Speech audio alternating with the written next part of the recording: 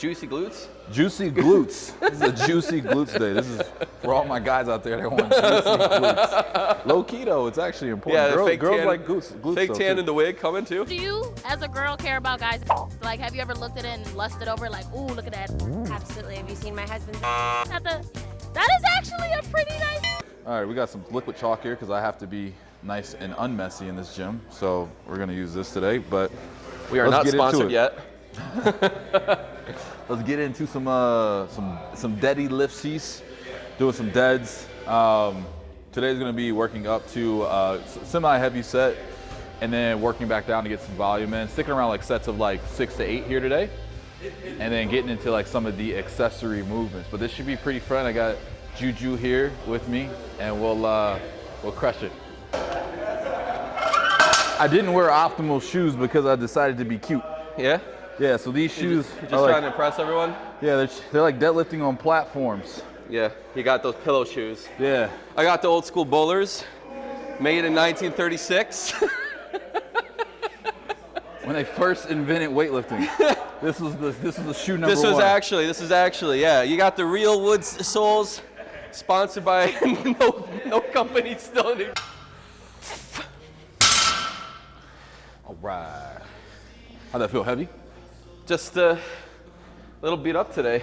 Just feel heavy. It's feeling a little heavier than it normally does. So I was right in calling you a little bitch, huh? Oh, you're gonna penalize honesty today then.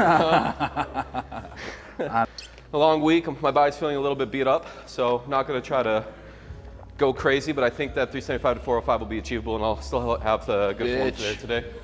Yeah? Had a long week. Are you gonna do 700 My today? body's so beat up. 700 today? I can't lift weights.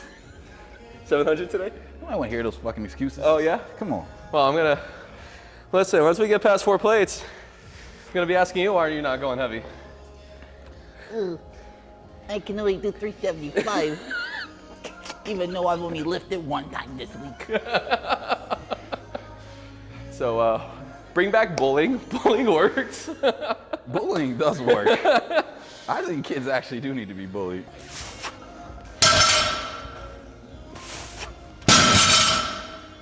It's only 2 plates, bro. You don't have to act like it's a lot of weight. I mean, he's over here like. Where's the chalk at? I'm hiding it for you until we actually have some respectable weight on this bar. I'm hook gripping. Where's the chalk at? Thanks, guys. I'm gonna start ripping my hands. Right. Oh, wow, I'm blind. Yeah, just put it in plain sight. Yeah, You weren't gonna JC's find it. working out with Helen Keller today. So to everybody out there who wants a big deadlift, where do you recommend people start? Or what do people do wrong? Because I think it's one of the most glamorous ego lifts on the planet. Honestly, for deadlift, probably about 75% of people shouldn't be doing deadlifts. Why? Especially if we're talking like a straight bar deadlift. Because the way that our society is set up with people just sitting at a desk all day and not really being active and having really short hip flexors, they're gonna naturally just throw out their backs and pull their backs. That's why people always think like, oh, deadlifts are bad for your backs. That's why people always say stuff like that. It's because their body is not biomechanically structured currently to actually be able to have the capacity to do a deadlift correctly. Yeah. So if they want to start to get into the movement, the first thing they should do is just a kettlebell deadlift, right? And probably do it on top of some plates. So you actually take the kettlebell, you put like a stack of 45s, and you do it from there. So it's a really short range of motion, so like you actually can't fuck it up. What are you trying to teach people though with that? Like what do they need to learn? People need to learn how to hinge properly. So the hinge is actually an initial part of the deadlift. So like when you're deadlifting, the hinge is this first initial part where you actually take your butt and it's like you're pushing it out of a window. Everybody gets that all messed up because like when they first is going to deadlift, they just like go like this. And that's like when you get like, the rounding of your middle portion of your back, and that's where like all the issues come into. So like start off with like a kettlebell, raise it on some plates, then move over to a hex bar. If your gym has a hex bar, hopefully it does. And then lastly, you would want to go here. But 99% of people don't even need to get here. This is like a powerlifting movement. This is an athletic movement if you're in sports. It could be potentially for some. But 99% of people, don't even worry about that. Kettlebell deadlifts, hex bar deadlifts, perfect. I don't know if you guys can see, but if you can see the bubble in his shoes, and you can see his weight rocking back and forth. Almost everybody that I know that like gets into the gym has the classic like Nike trainers and shit, and then they wonder why like they're not ever able to go heavy or they don't feel confident in lifts. And it's like, if you just literally take your shoes off and go barefoot and do the exact same lift, it's game changing. The reason why, like, these lifters look ridiculous, but in all honesty, it's having shoes with a stable base of any kind. It could be chucks, it could be full lifters if you really want.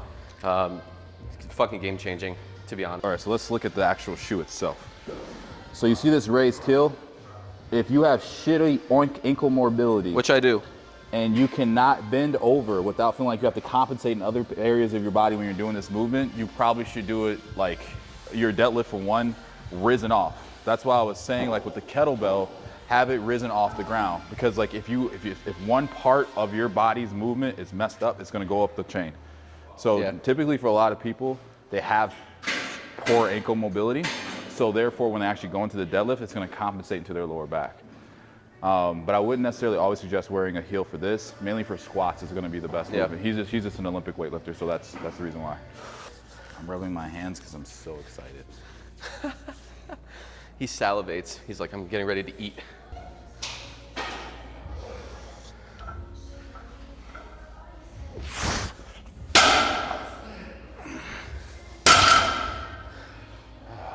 Body's waking up.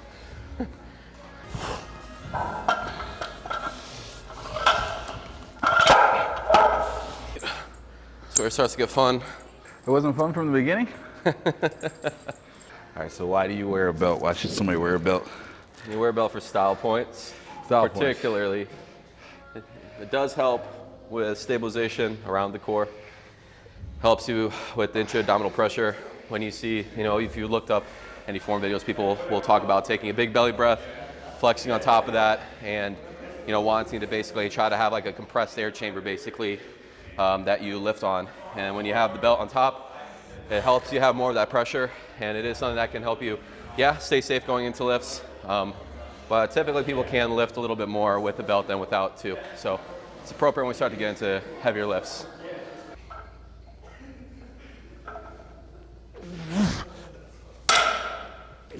Let's go.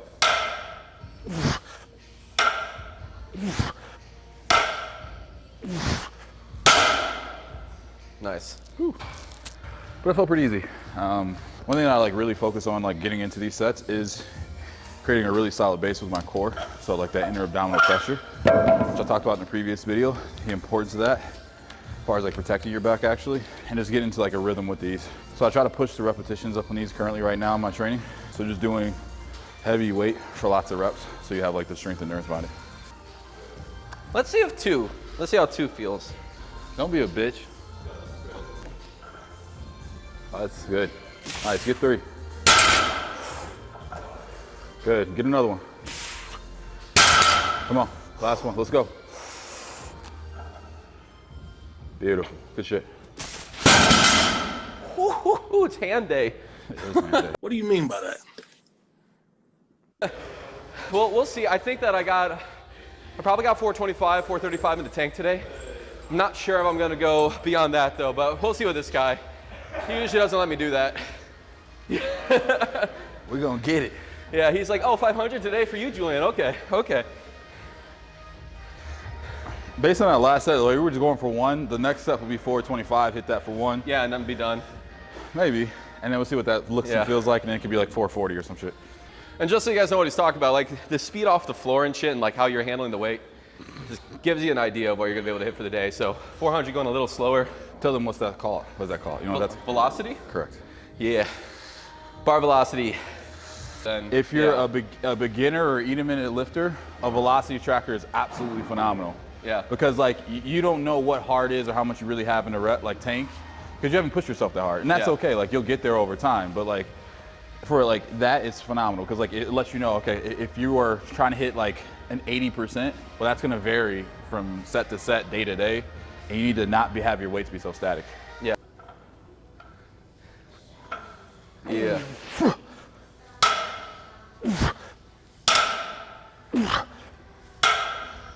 Let's go. I was not gonna hold that one. Yeah. I was like, fuck that. Because I've been just doing that movement that way. yeah, when you're lifting heavy, you're not thinking. Like that's the whole point. Got it. Like for people like to understand like this concept fully, like especially as you become more experienced, when you're doing like your maximal stuff, you're not thinking, because at this point in your training, you should have already ingrained it in yourself enough. So it's like the same thing, like if you're like shooting like 1,000 jump shots, where you need to go hit the one that matters most, you've already practiced 1,000 times. So you're not thinking like, oh, my elbow needs to be exactly positioned like this, my foot stance needs to be here, I need to come through, I need to follow up. It's like when the one that actually counts, you just go and do it. You're in flow state. And so the same thing like with this, like when you're starting to push yourself like to your limits, you need to be in like that flow state. Like you just need to go crush it, kill it. Think about completing the lift, not executing like the little small cues. Because if you are still at that point in your training, don't even try to touch heavy stuff. I like to keep the heels on just so I get more and more of the quad shit. Well, quads are gonna help a lot off the bottom depending upon your positions, like your stance. Yours is a little bit wider, so you got a lot more hips and glutes involved. But for a lot of people, like with a more narrow stance, like where they're going like hip width apart. Oh, I'm not talking for deadlift, to be clear. No, I am talking deadlift. Yeah. Yeah, because like if you're more hip width apart, it's gonna be a lot more quads off the actually breaking inertia, so getting the bar off the ground. But you're like right here, so you're exposing yourself to a lot more hip. But the reason why you actually do that and it feels uncomfortable is because my dorsiflex is garbage. Yes.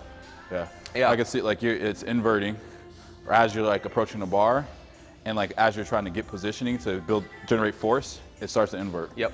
So like if you fix that alone, like you'll be able to come in more and you actually get more muscle into like a movement is actually what's stopping your ceiling and your strength right now. Yeah, I know my left ankle fixing that will give me a lot more on my squats and deadlifts and everything. Sure. Yeah. For sure. Nice.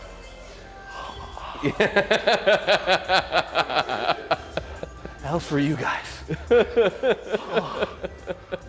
It's like after the set, I'm like slowly have to open up my hands. It's just sharp tingles. Yeah. The actual bar itself? Yes. It's the bar. Like imagine like needles, because that's what it feels like on the bar.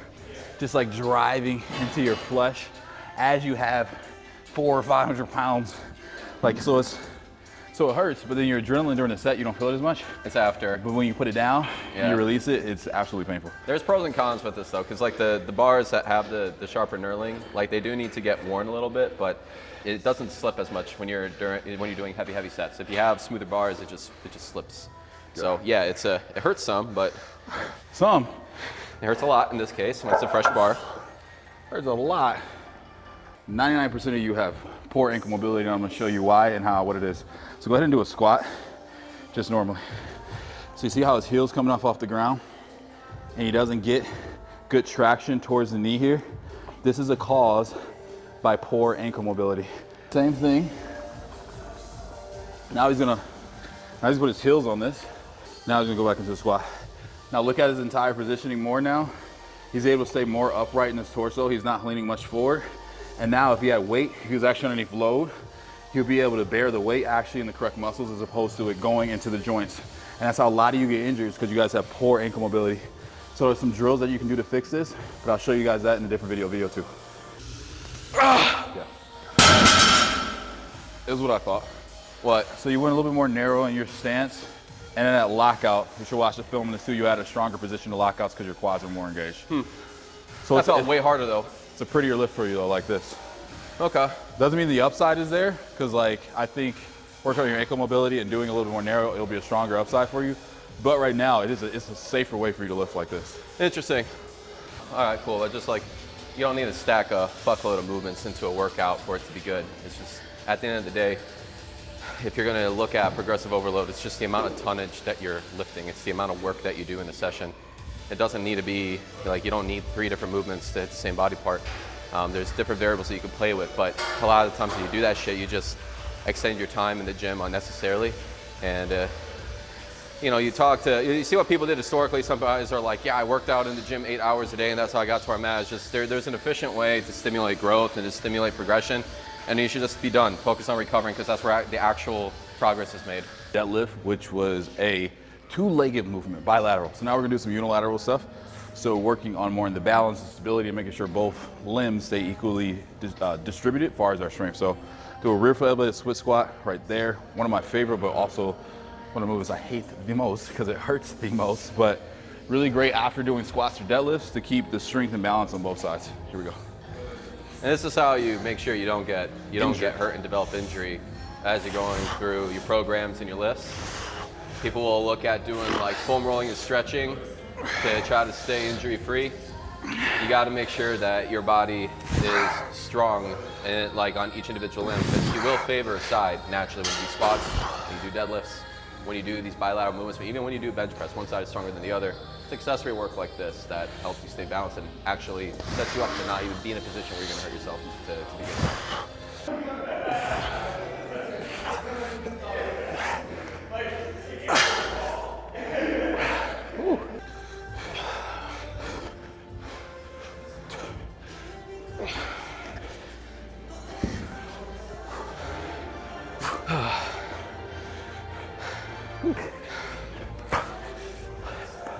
Oh, Jesus. What are you trying to do with those?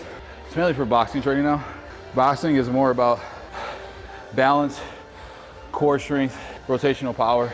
Learn how to like pull your punches as opposed to like push them. So what I'm working on here is when I'm in different positions of my fighting stance, and like when I'm like throwing a hook, whether it be a left or right hook, being able to always find that balance and find my footing. So this has a proprioception element of it, because I'm not actually looking at the ground when I'm doing it. And I always have to find the balance. Yeah, I think like normally when you see dudes in the gym doing shit like this, people instantly think like, oh, it's fucking weird. Because like it makes sense when you do strength training. Be like, cool, over time I'm gonna add more weight. That's progression. How does this shit like work and translate into stuff? Like what's the actual mechanism? Balance when I'm actually fighting is the mechanism. So like noticing improvements to when I like shift forward and I'm within striking range, and then me being able to come down and still feeling everything connected, as opposed to a lot of times, especially with new guys when they get in there, like they feel unstable. Yeah, oh, they'll be stuck on a foot. Yeah, and there's ways that like an Air Max pad is how I advance that movement. Yeah. So I start off and I just go again, just starting from this again and just tapping like a kettlebell, right? And then I do that again from Air Max pad. So that way, like once I get in the striking range and I move, I'm still balanced to come and throw the punch. Yeah. So that's what sport-specific movement looks like, guys. Like just, if you see people do strength conditioning, especially like, you know, you'll see a lot of weird shit in college drills, high jumpers, sprinters, etc. This is what it is. Like it's not necessarily something where you go up and wait. You get familiarized and deconditioned to being in a certain position, and you get more efficient in that position. When you're doing something like fighting, when you step in an awkward direction, you have a millisecond to move, you need to be light on your feet. How do you practice that? You just put yourself in those situations, or you mimic what that's like on your feet. That's it. all right, guys, so that concludes our deadlift and accessory day. So starting off with the bilateral movement, getting into some of the unilateral stuff that's gonna be more functional and more sport specific. Hopefully you guys picked up some tips and tricks in here. And just comment down below what type of video you want me to do next, whether it be a chest day again, arm day again. Do you guys want to be more workout based? Do you want a more like information based? So let me know. More information the better, so I can give you guys the most value possible. Until next time.